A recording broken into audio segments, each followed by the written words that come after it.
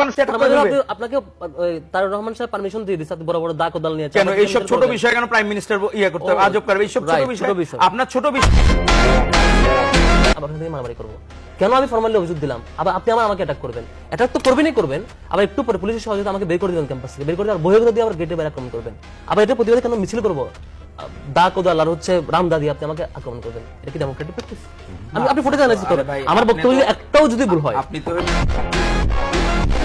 আপনি তো ভালো যে লীগের আমলে কোনো প্রতিবাদ করতে পারেন নাই, এখন সব হলো এখন শুরু করতেন, ভালো আপনার চোখটা খুলে গেছে 24-এর। ও তাই বলে 31 জন খুন করবেন? না না না,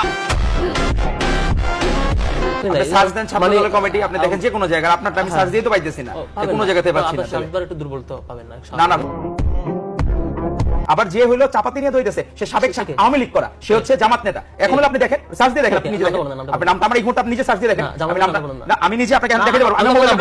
মির্জা ফারুক, সদস্য সচিব ছাত্রদলের, ওমরগনি এমএস কলেজে।